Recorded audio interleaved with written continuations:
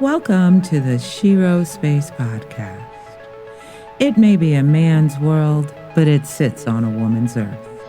The philosophical and spiritual lives of Black women are often overlooked for the care and responsibilities that we take over others, career and ambitions, and whatever else can cloud our view and take our energy off ourselves. The Shiro Space Podcast is a place for Black women to connect and share their points of views, learnings, spirituality, and philosophy. A Shiro is a woman committed to expanding authentically in her sovereign expression. Join me for conversations with sisters and our allies to help unleash in you, me, and we the Shiro within.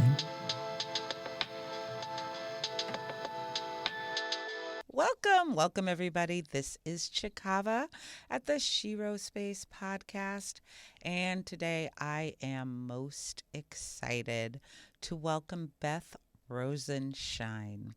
Beth has been researching women's health and, most importantly, our transition into menopause, how it's been going, what we don't know, what we need to know, and what is the healthiest version for us in the future. I came across her work while we were all stuck at home during quarantine and read it voraciously. Her first book is called Preventing Menopause. You heard me correctly. Preventing Menopause.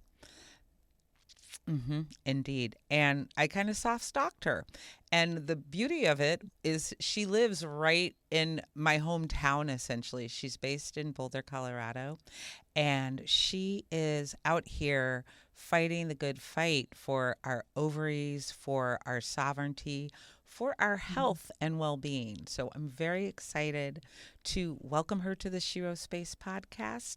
And this is going to be very enlightening. Hi, Beth. Chikava. How are you doing today? Oh, very good. Thank you. How are you? I am good. Better now I see you. Ah, Welcome to the Shiro Space. mm, I want to start with how did you find yourself on this path? Like what interrupted your regular ah. journey through womanhood as is prescribed to us? Well, it all started when I was 42. I'm 65 now. And I just woke up one day and I just didn't feel well. And I just kind of brushed it off. I had four small children, and I was just busy living my life. And every day I felt worse and worse. And I actually thought that I might be dying. I couldn't think. I actually the way I could smell was impacted. Food didn't taste right. I couldn't I didn't derive joy from my children. Mm, I absolutely did not want my husband to touch me, just even to touch me. And I thought, oh my goodness, what is happening in my body? I was completely unprepared for what was occurring. So I went to the doctor and I explained about what was happening, and he smirked at me and he went, you'll get used to it. And I was like, I don't want to get used to this. So he sent me to the gynecologist, and she said, well, looks like you're experiencing menopause. And I said, well, how does that happen? It just happens? And she said, no, it's usually a little bit slower, but in you, it happened a little bit quicker.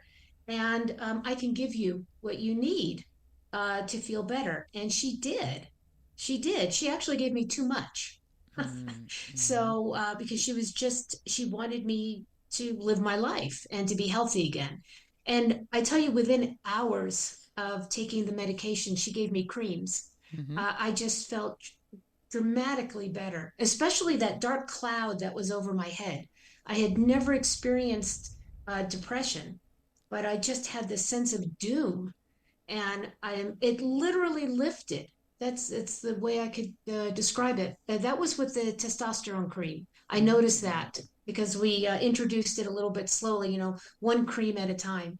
But she was just wonderful, and I thought to myself afterwards, after I started feeling better, why am I so uneducated about this? Mm-hmm. Why don't I know what's happening with my own body?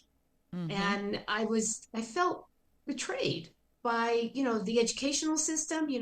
I felt betrayed in general, that I was so um, surprised by what happened. And I was very surprised too by the reactions later on about it. So what I did was I decided, I'm an electrical biomedical engineer by training. I decided to learn more about it. And so we lived in King County, near Seattle, which has one of the best library systems in the whole country. And I made friends with a librarian who shared my passion to find out information. And over the course of about 2 years, I ended up ordering over 2,000 papers. Wow. And I read all of them. And she was just wonderful. She was relentless. When I said I wanted something, I'd send her an email and she got it for me. And these big, thick packages would come in the mail. And I learned, I learned a lot. I learned that our ovaries are extremely important to our overall well being. They are dismissed and unappreciated. I realized that the transition shouldn't even have to, a woman doesn't even need to have It shouldn't be all of symptoms. this. Yeah, it shouldn't be all No, of you should. this. It is so well studied. The decline, that this is what really bothered me the most. The decline of ovarian function is extremely well studied and very similar throughout all women, all over the earth. We all have We move through different these cultures cycles. on how we handle the symptoms, but there shouldn't even be symptoms. There should just be monitoring of ovarian function, and then there should be supplementation. And so I that's want to what jump led in me there. This to. is interesting. There's a terrific book out for women who are in their menstrual years called The Fifth Vital Sign that I really Mhm. appreciated. And in that book, and I think perhaps in Preventing Menopause too, the idea that I got to 40, 50 something without understanding that the menstruation I'm having today commenced 6 months ago. Like this Mhm. egg has been working to get here. Like we Mhm. think of it as this 28-day cycle when Mhm. it's literally how I was treating myself in January is going to impact my Mhm. menstruation in July, and that Mhm. that continuum with women. And so basically for you a new career like sprang out of your head, right? Like Yes. Athena in full armor. Mhm. Wow. Wow. And I Yeah. It. also, on Mhm. a woo woo tip, I had this Mhm. moment. We're coming out of a new moon upon taping this, and it was the Virgo new moon in 2024 for people in the future. I was in a beautifully deep yin space because oftentimes when I think of the patriarchy, I've been framing it, and it was a groundbreaking moment for me. Like to the patriarchy, women are earth. And they're there. They're here to take care of you as long as the soil is fertile. Once the soil is fertile, I don't know, put a house on it, just it's useless. Like we're here about Mhm. our fertility, and that's how they manage women. But on a more esoteric level, in that yin space, this darkness, this nowhere that this ovarian process even happens from, keeping us out of that access because everything springs from this darkness. And Mhm. it's not just our physical functioning, but as more people, whatever processes we're going through as a collective in opening and expanding our consciousness, us going farther into this yin might actually Mhm. be what the the hyper patriarchy doesn't want. But I think I kind of I had to get it out. Well, because I think it's just important to keep the Mhm. scientific and the spiritual and the esoteric and the exoteric coming together because you're talking about very hardcore scientific facts. And there's a Mhm. lady down the street that is want to cancel her day because of hot flash. Right. And I think that it's very important. You brought up a very, very important point, that when our ovaries, we have a journey in life, and our ovaries help us through that journey. And you were saying that when we lose our fertility, then we lose our usefulness in a way. Mm-hmm. And instead of celebrating the fact that we're women that can continue to contribute as we go along this journey, it's true. It's a betrayal of women that we're not allowed to continue our journey on our own terms. Mm-hmm. And an important way of doing that is you have to be healthy and restful, and you have to be able to give your body what it needs. And there's no reason that women cannot have that. And yes, it's hard facts that get you to that point, but your journey through life, spiritual or otherwise, you should have that opportunity to Mm-hmm. seek that journey. You shouldn't have to stop it or compromise on your journey because of something that makes no sense, that of denying you the opportunity to have A full full life. it's a full life, but to have the health to pursue the life that you want. That sovereignty. Well, see, that's like the Mm-hmm. primary. If I could implant it in these young women, because girls, they're starting to menstruate 10, 11, 12. I know. They teach us so quickly that the whole point of our ovaries is Mm-hmm. reproduction. Right. I explain to my friends now, I'm like, no, no, no, no, no. You have an estrogen, progesterone, and testosterone receptor on Mm-hmm. every cell of your body. It Right. is involved in everything. And they have us in a place where we objectify ourselves. Well, Yeah. we objectify ourselves for beauty standards, but Mm-hmm. I think a lot of what you're bringing to the fore, this evolution that we're in, it's like, you've been objectifying yourself down to a cellular level, not Mm-hmm. just at a beauty magazine. They got us real Right. good. It's a pickle. Well, something that came about that it surprised me. Like you said, we think about, when we're younger, we're taught that, we have this reproductive lifespan, and then we're beyond that. What are the ovaries really used for? But when you look at the function of the ovaries, they work 24/7. Mm-hmm. It's not just once a month. Every moment of the day, your ovaries are working, and there's lots of eggs that are recruited from the ovaries, and every single moment of the day, your body is making estradiol, testosterone, progesterone, and the receptors are being stimulated to work in your favor. It's there to keep you healthy. And as soon as we lose, or the amounts of our hormones go down, we lose the benefits, and then that affects our ability to function. But I think it's really important to understand that our ovaries are not just reproductive organs. Yes, there's two functions. One is reproduction, and one is keeping you healthy all the time. Yes. And that's really important. So when you start getting symptoms, that's your body saying, "Hey, wake up, give me what I need so I can give you what you need." And I don't think women, we are we're told about the connection between postmenopausal women facing Mm-hmm. osteoporosis, but Mm-hmm. it's presented like, and it just happens, Mm-hmm. not from a Taoist five element perspective. Once Mm-hmm. the transition, the idea in the transition is that the ovaries can keep doing what they do for your bones, because once those Ah. ovaries stop on the bone gig, the kidneys Mm-hmm. have to pick it up. And that's when Mm-hmm. all hell breaks loose, because the kidneys are like, oh my God, I got to do this now. And the liver's like, well, why are Right. you're not doing? And then the liver's got to kick in.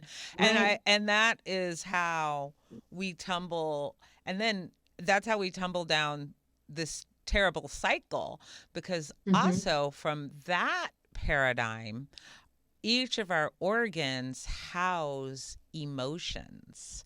Mm-hmm. So our kidneys, fight, flight, or a sense of deep Mm-hmm. safety. Once, Mm-hmm. if that gets rocked out from the ovaries, the kidneys aren't feeling safe because now they got to do the ovaries job, and then the liver, you're gonna get Mm-hmm. angrier faster. Mm-hmm. You're gonna Yeah. get Well, bitter. Yeah. well, I think what people don't understand, like you brought up a good point, that people think that the ovaries, a lot of people think this way, that the ovaries just slow down. Mm-hmm. You don't need to be, you're getting older, your body's getting older. And so somehow Mother Nature has made it so the ovaries slow down. So you're not reproductive, but you still have your hormones. It's completely untrue. Mm-hmm. That isn't, Mother Nature didn't do that. What causes menopause is organ failure. It's a complete shutdown of the ovaries.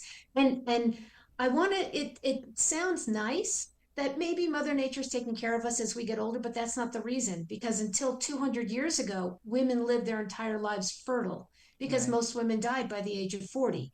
And the ovaries, it's simply a matter of math. We're born with as many eggs as we're going to have, and we just use them up.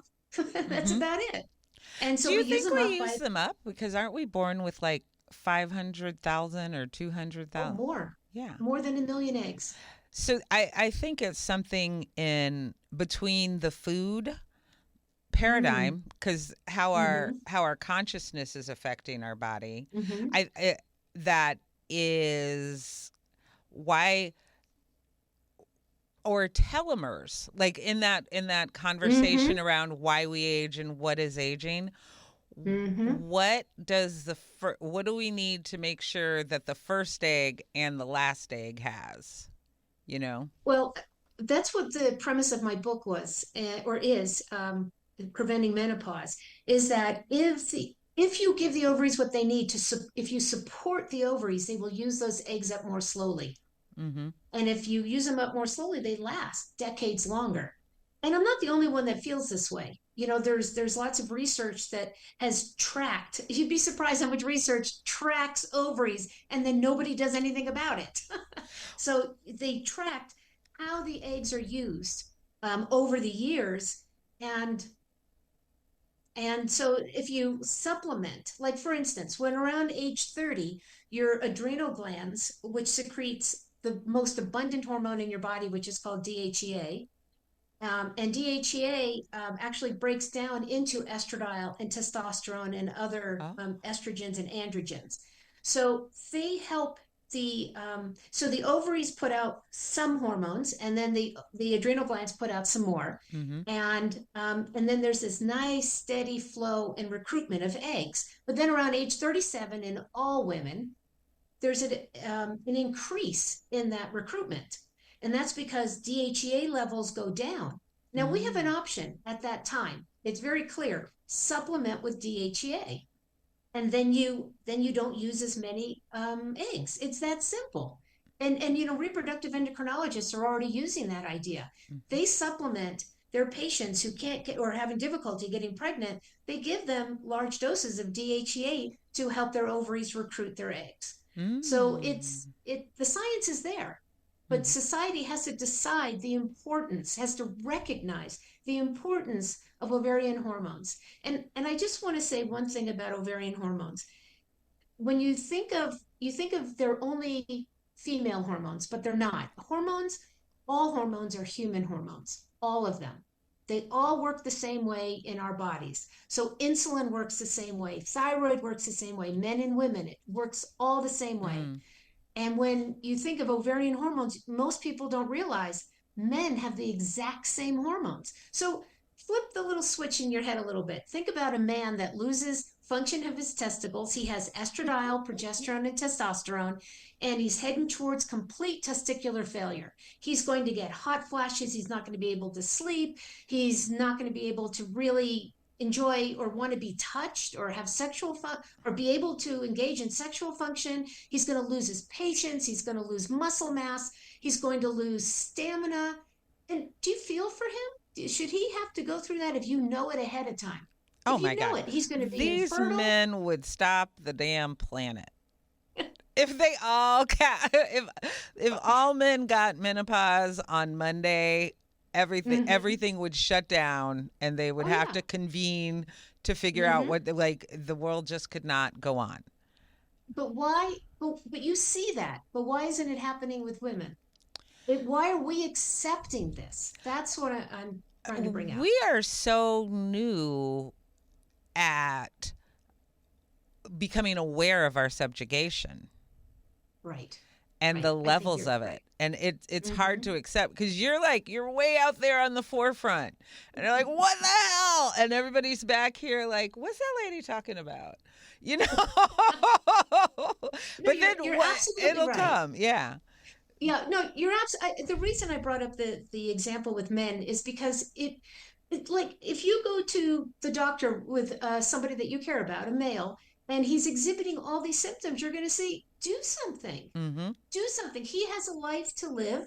He's entitled to that life. So why aren't we our own best advocates? And I'll tell you one of the ways, and you had mentioned it earlier, we're just not. We don't have the right mindset for Well, ourselves. we've been so miseducated Mm-hmm. that we're on a new curve. Like Mm-hmm. people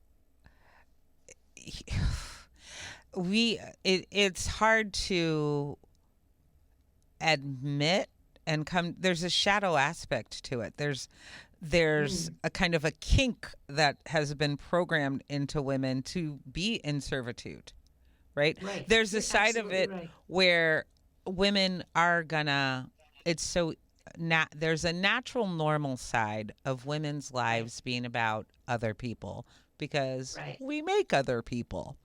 Right. But it's I been like the way you put that. yeah, but Yeah. it's been prostituted. It's we're in Mm. the goddess is being defiled. And Yes, I agree. No, I agree. And I think part of that is that like what happened to me, I had no idea it had anything to do with my ovaries. I mm, just thought I was sick. mm-hmm, And I had noticed that my periods were getting longer and longer. And mm, for some women, it's shorter. But for me, it was longer and longer. And then I guess I don't see, I was told in subsequent times to the doctor, this is just a normal, natural process and you'll get used to it. My own mother told me that. She said, your husband will get used to it. And I said, I don't. oh And I said, man, I don't want to get used to it. I don't I want sh- to live my life this yeah. way.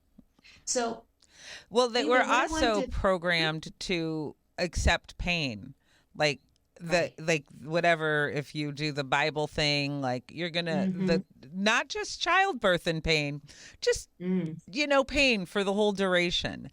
And mm, that whew, it's a doozy because the mm-hmm. pain is so normalized. The pain Yeah. of a long period, missed periods, endometriosis, POS, Mm-hmm. PCOS. Yeah. The pain has been so normalized. Right. And then when you pile on the medical food and industrial complexes, Oh, yeah. you can eat as healthy as you want to eat, but there's Mm-hmm. microplastics in your brain which are gonna Yes. throw like it's we're on a bad trip, I guess. But okay, well, if we recognize it, maybe we can get off that boat. Yeah, You well, know, you can't heal you what know, you can't see. right. Absolutely. And so Yeah. that's why I had such a voracious appetite years ago when I was 42 to learn how could I have been so ignorant Hmm. of my own body?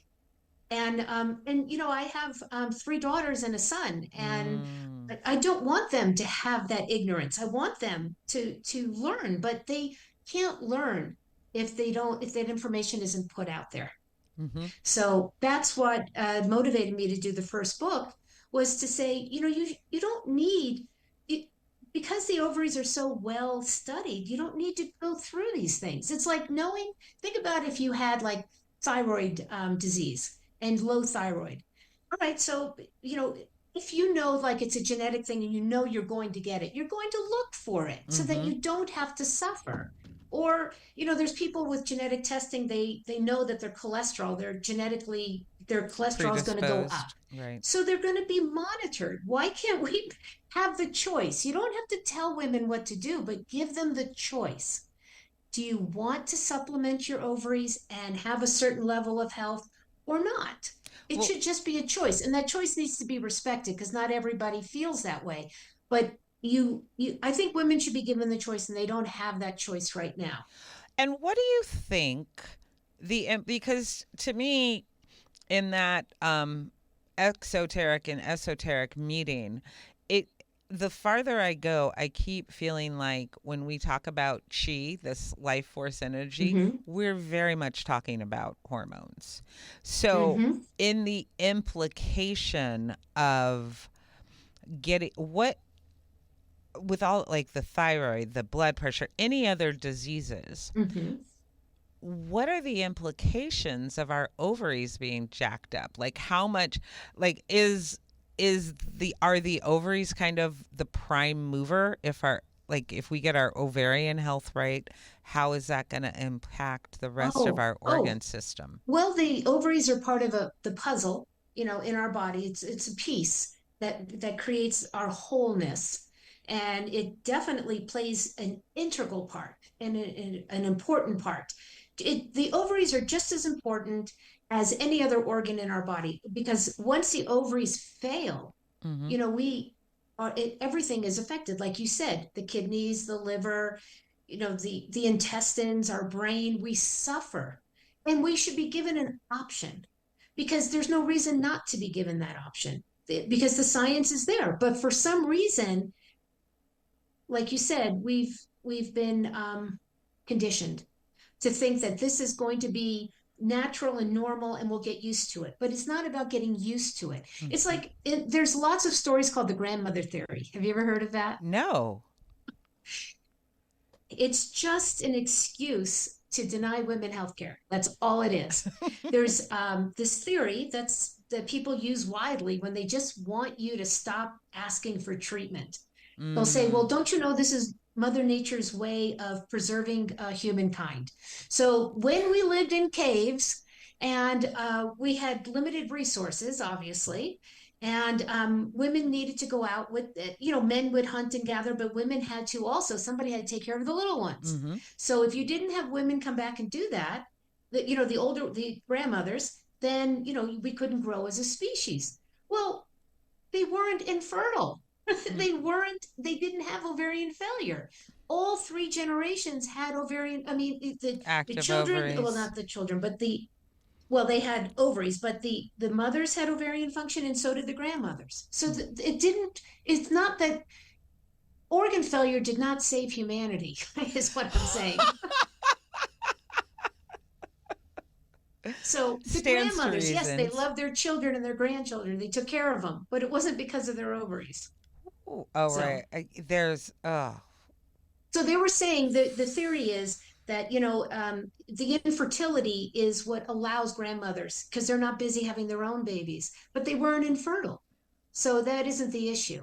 just That really isn't the I'm issue. just gonna hold my head. That's like saying I can't babysit for you because I'm a menstruating person. Like Oh, something like that. Yeah.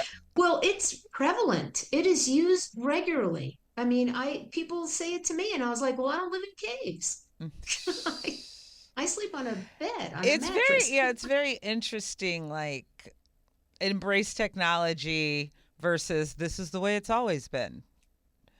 Well, I think that throughout the years, people have tried to help women, Mm-hmm. cope with this. And when there wasn't a treatment for it, that makes sense. But what doesn't make sense is that we have the science now.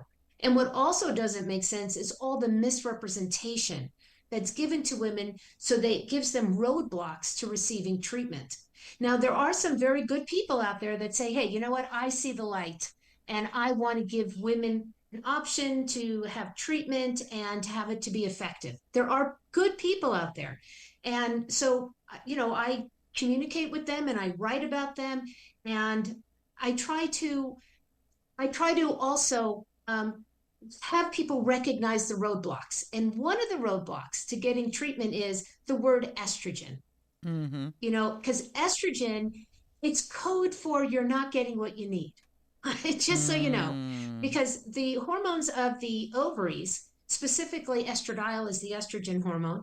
If you were going to be given estradiol, which is what you need, if you for that portion of HRT, then they would say estradiol.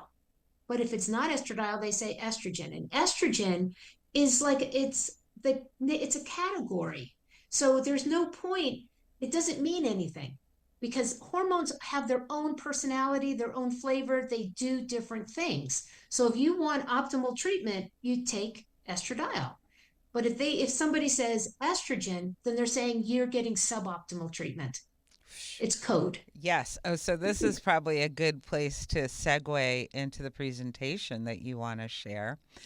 Yes, Yes. yes. So we've been Mhm. dealing with a misinformation and a miseducation that I think is starting to clear up, but the the die is cast for a lot of Mm. women, and a lot of women Mhm. have been impacted by getting estrogen and the way the research and the testing has gone. And so Yeah. I'm going to hand it to Beth to take Oh, us through this. I okay. I read all your stuff, but you know your stuff. Yeah. No, I'm happy to share, and that's what I'm going to do. So I did put together a presentation, and it's about unethical menopausal research. And it's short, and so feel free to interject, please, Okay. while I'm talking.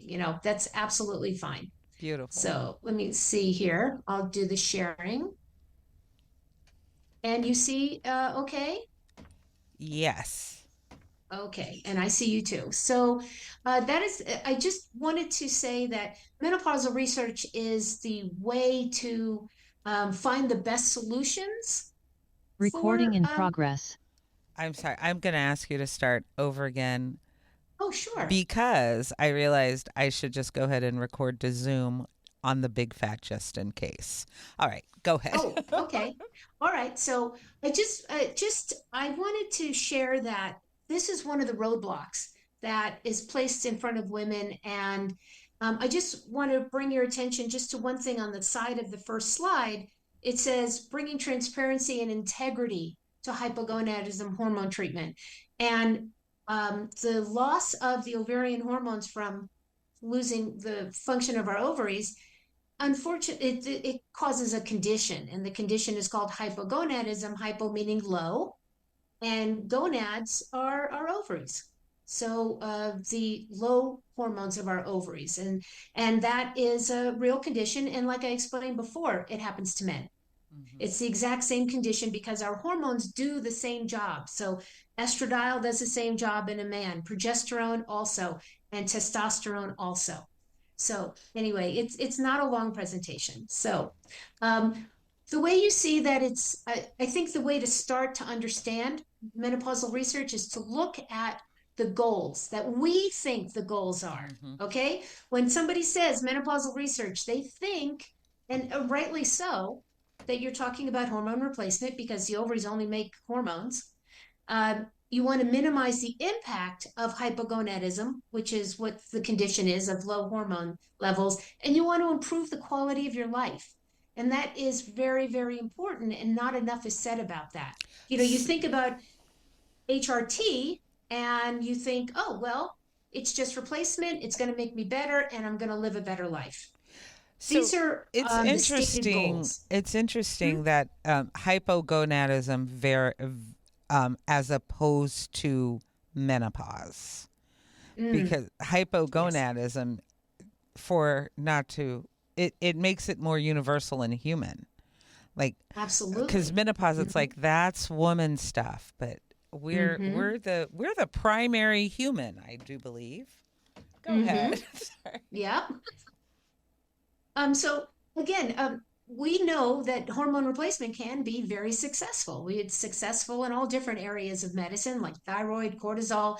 Diabetes is unbelievably successful with the insulin that is used and the products that it's and so the way it's done for all hormone replacements, and we expect this also for menopause research, is that the hormone profile is mimicked of the hormone that can no longer provide the hormone. And just one thing I wanted to say, hormones come from inside our bodies, from our organs.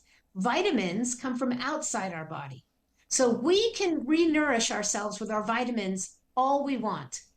But once our hormones are no longer available Mm. from inside our bodies, we have to go out and get hormones and put them back into our bodies. So we can't do this on our own. I just wanted to say that we can't go out and eat different foods and restore our hormone levels. We can help to restore our overall health, but we can't restore specific hormones.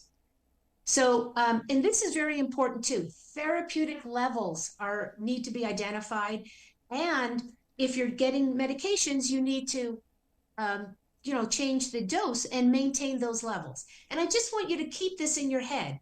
This is the recipe for successful hormone replacement. I want to Mm-hmm. ask a question here. I Sure. brought up to you, there's these, I think, pretty wonderful interrupters in the internet with hormone replacement therapy that are Mm-hmm. offering estradiol. Mm-hmm. But I haven't gone down full their funnels full enough, but it never seems like they're taking a blood test. Right. And Right. so it seems like it's a shade better, but Mm-hmm. if you don't, I want to know exactly what I don't want a FAFO. I don't want Right. I don't and I don't want to find out the hard way.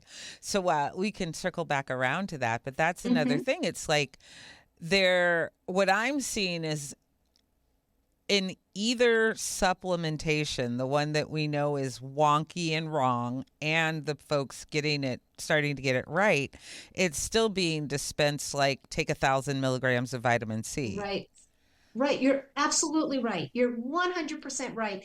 But we don't think in general that they're not being serious about menopause replacement. Hmm. We want to think that, hey, we want to think that menopausal research is doing all it can.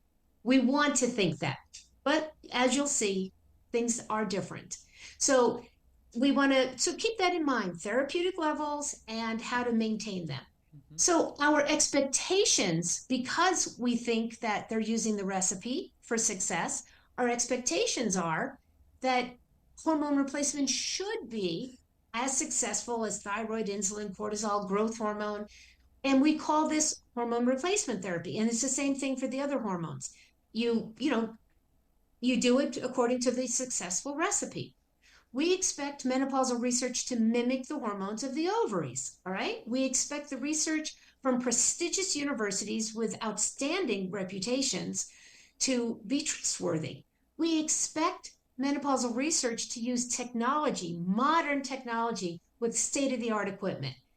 It's very reasonable to expect this. It's very reasonable. It, However, it's our completely expectations are not. reasonable. Do you know I have a Mm-hmm. terrific thyroid doctor right now because I Mm-hmm. have a hypothyroid. I go in every 12 weeks to check those Ah. levels. Mm-hmm. Hmm. Well, that's great because but there's part of the reason for that is because he has the tools. He has the therapeutic ranges Hmm. and he wants you to succeed. He wants you to have all the functions that thyroid can give you. He wants that for you. So, but when our expectations are not met with menopausal research, we're told that HRT is bad. HRT can't be used for long term. This is all doesn't make any sense. HRT for menopause is linked to worse things like heart attacks and strokes. And very importantly, and this is the clue that HRT was not used, does not improve overall quality of life. Now, when you take your thyroid, you feel a lot better. Hmm. Women do not feel better with menopausal research with the drugs that they use for that. So let's go on. So menopausal research is different from other HRT research. Menopausal research does not mimic the ovarian hormones. Believe it or not, there are no therapeutic levels published for estradiol, Really? testosterone, progesterone. And when you mention the other people that are doing this and giving it, they made up their own levels based on women that were premenopausal, which makes complete sense. But the researchers aren't doing that. The research doesn't do that. I have another question there because, Mm-hmm. see, if I had my druthers, I would be Mm-hmm. able to check my levels on a daily basis. Like, just to get a Yes. Mm-hmm. baseline because Yeah. my estradiol level isn't going to be the same on the first day of my menses once I come Mm-hmm. into ovulation, going to luteal, and then Mm-hmm. it's going to change. So is part of this laziness the Hmm. fact that we're moving targets. I Like don't think it's, like kind of in um, terms of how do you set up a study where, okay, mm, so we want to keep, I don't remember the numbers, but say we want to mhm, keep my thyroid, a thyroid number at 300, right. and we supplement me to maintain that 300, and that's a steady drumbeat. But Hmm. with the cycles, because of, I mean, our ovaries are like getting ready to construct a whole reality every month on a so there's a big work effort, right? Going up to Hmm. ovulation, and then there's the take down the construction site. So those, because those levels are fluctuating, I wonder if nobody has been able to wrap their mind around how to Oh, deal I with see. the Well, changing of women's tides. you see, that's a distraction. I'll tell you why. Okay. Remember, I told you there's two things that the ovaries do. One function is to take an egg, and then it matures, and then to the point of ovulation. Hmm. The other function is to grab a group of eggs and mature them every single day, every moment of the day. That's called ovarian waves. Those waves have little change, and that's the focus that the research should be on. It doesn't have to. You don't have to mimic the reproductive cycle. You mimic the ovarian waves, the waves that give you daily health. Wow, Beth. You just that so wow.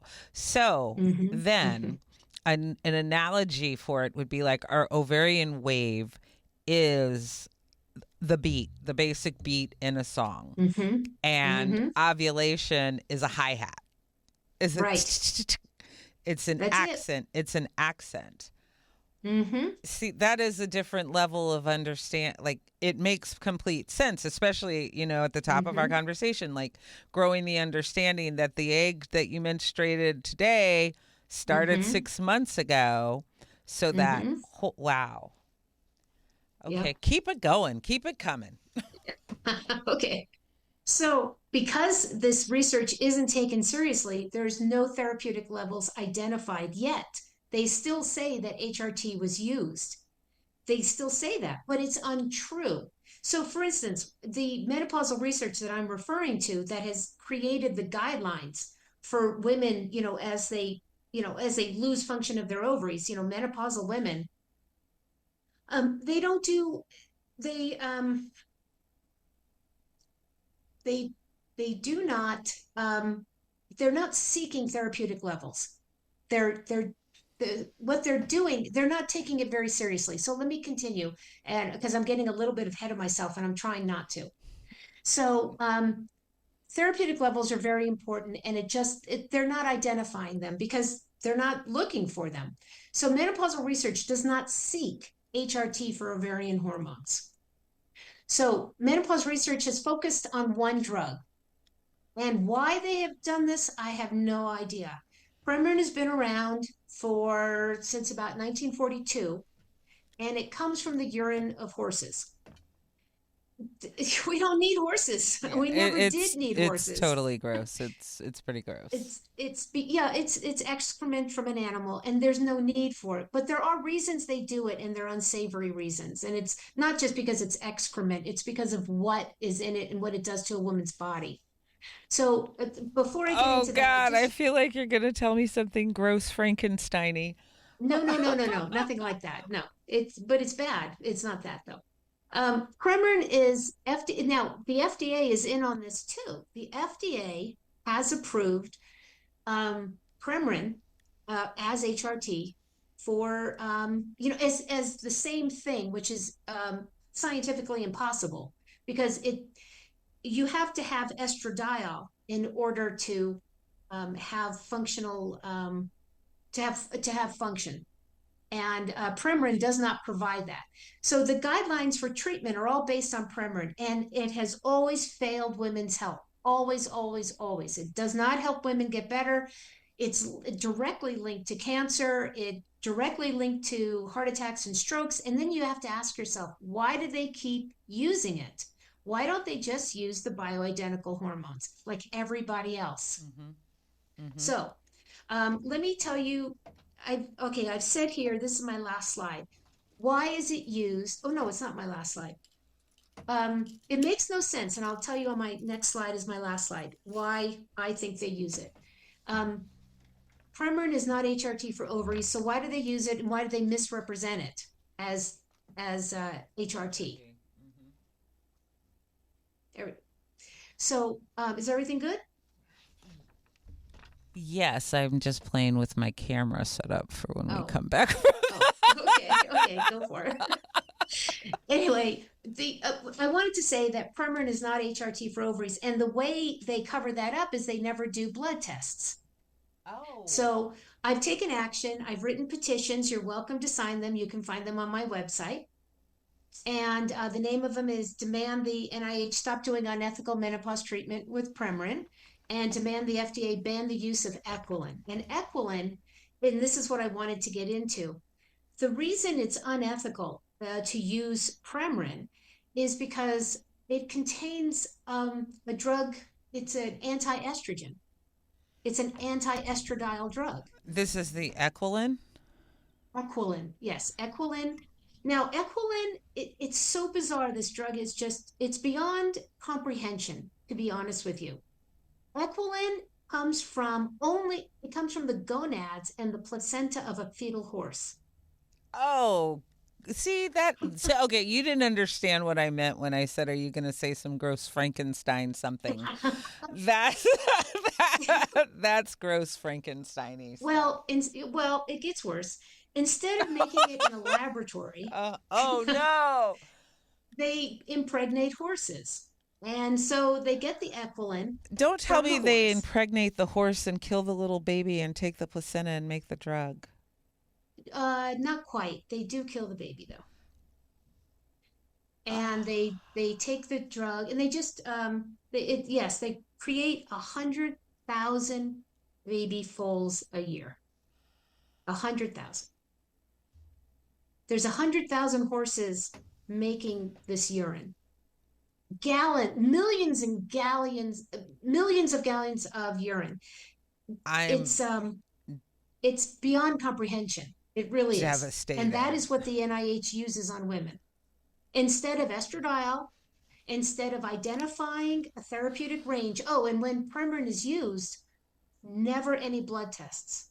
No, but it says, let me see, for menopausal research, the hormone replacement recipe of success would be this is my view of research. This was transparency and integrity in research. You would need to mimic the hormonal profile of the ovaries, but obviously they're not doing it if they don't do blood tests, because their goal is not to improve women's health. It's to make you think their goal is to improve women's health. Mm-hmm. So that is a bigger problem, and that's why I've written a letter I sent recently to the NIH to there's an office that handles scientific misconduct, and I sent it to them, and we'll see what they say. They got back to me. They said we'll look into this, so we'll see. Mm-hmm. In order for true menopausal research to move forward, you have to mimic the profile of the ovaries, which cannot be done with Premarin. You have to document the therapeutic range, which there is none. And I know it's hard to believe, but if you Google therapeutic range of estradiol, you'll get all different kinds of things, but none of them from studies. None of them. You'll get websites. Not one study has ever done that. And in order to be therapeutic, it has to stay in the therapeutic range. It has to, because if our hormone levels are too low or too high, we get sick. That's Mm-hmm. just a human fact. So, Mm-hmm. but there's no testing at all with Premarin, and document symptoms disappear and quality of life is restored. And I'm talking all symptoms, all of them, because it's the ovaries do a set number of things in your body. It's like your thyroid replacement. If it's truly thyroid replacement, all the things that thyroid does for you, you will get back. You will get that back, but that is not the goal. They And so I gotta say Anyway, they don't quite have that right either, but it's a little further along. right. Oh, it's much further along. First of all, they use that. I'm hoping they use bioidentical, which they probably do. And well, there's others. Um, but they're trying. At least they're trying, and they're recognizing you need it for the length of your life, Well, because the way your body functions doesn't change. you know what's interesting with the correlating it with thyroid, because it's mostly women that are impacted by thyroid disorders too. So Oh yes. the big leap forward that's been happening recently is this one that I take called Tirosint, and Oh, it's like a oh, Tirosint. Sure, I know yeah, Tirosint. it is clean. So they Yes, it told is. me I had, and I'm going with it, but I'm doing things Mm-hmm. for myself too, because they'll give me a T4 and a T3 and never Oh, talk good. about T1 and 2. But Mm-hmm. like the body, so I've been researching how to get my T1 and 2, but when I was diagnosed as Hashimoto's at Mm-hmm. puberty, which I also think like all the Mm-hmm. hormones are a symphony. Yes, they are. Um and they initially put me on something like a levo, and Oh, sure. I at the time I just kind of didn't comply because Mm-hmm. I knew that I took it, I didn't feel good. And so then through various moments in my life, like decade upon decade, I go to a new doctor there. I just stopped taking thyroid medication for a Oh, number of decades. And wow. I kind of adopted an attitude where what happens if my body functions how my body does? What, Right. like, I'm a healthy, sturdy girl, and I went to a new doctor. This was about 10, 15 years ago. And she did the just try it. What happened? What happens when you take Levo? I'm like, I have a nervous breakdown. She's like, Mm. no, you won't. That won't Mm-hmm. happen. Because no doctors don't like to prescribe armor. They've basically Right. run armor out of business. You know, Right. the doctor will give you the spiel of it's not steady, the dosage. So Right. literally, I'm like, okay, I'll try it again. I Mm-hmm. left that doctor's office. I picked up the prescription. I went back to my cubicle. I took the prescription. Within a half an hour, I got the Wow. doctor on the phone, and I said, and I was falling apart. And I said, see, I Oh, told wow. you that this drug makes my life fall apart. Like, I Mm-hmm. just complete nervous breakdown. And so until you get enough agency to associate it with the pill, and Mm-hmm. finally, so if that was 15, it took this 15, 20 years for Mm-hmm. enough women to say Mm-hmm. this levo crap is making us crazy. You keep Yep. telling us it's all in our head, but it only Yes. happens when we take this pill, which Mm-hmm. is how Tirosint came to be, because it Mm-hmm. is basically, and with thyroiditis you can develop, or it can come along with a gluten Mm-hmm. allergy. That Mm-hmm. levo, it was like a homeopathic dose of Mm. like the nastiest, whatever gluten all of us women could not Mm-hmm. tolerate, seems to Mm-hmm. be what they were binding that pill together with. Interesting. Yeah, I've heard good things about Tirosint. That's why I said so many people I know are on Tirosint, because I believe it's no dyes and no alcohols, no preservatives. It's yeah, it's a cleaned up. It's a real Mm-hmm. cleaned up thing, cuz that, Yeah. ooh, because it's Mm-hmm. already with the thyroid hormones, when they go funny, your brain goes funny too. Mm-hmm. And you oh, but it's a drug, so you get on it, and the first couple days like it's great, and then you crash. It kind of has kind of like a steroid effect or Oh coke yeah. effect. At first you're like Yeah. great, I could think clearly, da, da, da, da, da. And then for Right. some people last longer, but I would just crash out. Right. Well, I think it's great that you're getting such good relief with the Tirosint. I think that's wonderful. It's good. And Yeah. I'm super interested in finding something. I want a full profile because Mm-hmm. I believe my doctor believes what she was taught Mm-hmm. and is taking care of me to the best of what she learned. But Right. the concept of like breaking through walls. Like I told my gynecologist, I'm like, you need to read Preventing Menopause. She's like, what are you Mm-hmm. talking about? And there's a side of it where they love innovation because I'm still Mm-hmm. like dancing with I forgot to have a kid, and my doctor loves to be like, I can get you pregnant. We can do this. You know what I mean? Like she's so right there, but she can't do the simple things. Right. We have a crisis of simplicity.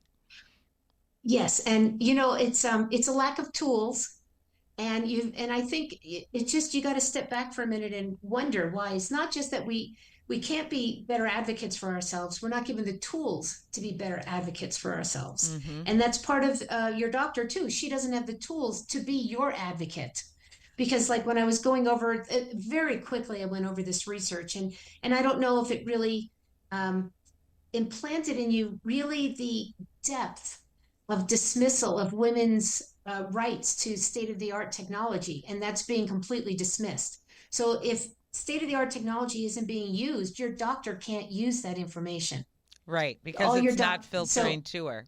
And, yeah. she sees, I don't know, what does she see? 300 people a week and do Oh research and yeah. do networking. Yeah. So to interrupt Mm-hmm. the path she's on is a very Mm-hmm. challenging thing.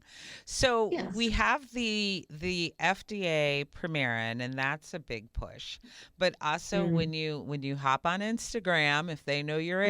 age, they're like try Winona, try Midi, try Pandia. Right. So it seems like progress, but it's a little, it's a little strangers in the night. Mm-hmm. This kind of hormone Yeah. replacement therapy. I see the benefits of it, but I Mm-hmm. also that it's is it a cash grab? Is it a good thing? What's going on in your opinion? I think it's more simple, like you said. I think it's simple. You have a and it bothers some people that I say this, and that's part of the reason why I think people don't really um they let me put it to you this way. When you're suffering from profound hypogonadism, you want relief. When you haven't crossed into it yet, you don't understand how deep that swamp is. So I think that it, it's a it, good thing. It's a good thing that those places are there. I looked at the Winona website. I thought that was really great. I thought mm-hmm. it was well done. And the other two were also very good. I didn't understand the purpose of suggesting Premarin because it makes no sense scientifically, but it's a disease.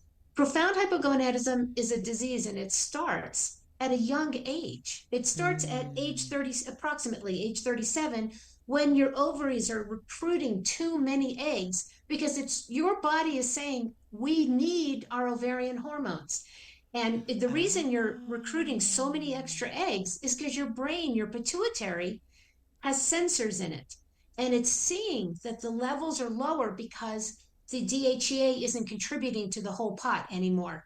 There's only one way to kick that up, and that's to use more eggs. So we're Your using body is telling eggs you, for bodily functions and yes, for baby making.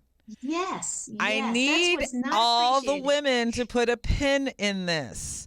You're Yes. using your ovaries, those little ovums Mm-hmm. that trickle down. They're not all Mm-hmm. just coming through your fallopian tube, lodging in Oh your no. uterus to get rinsed out Mm-hmm. once a month.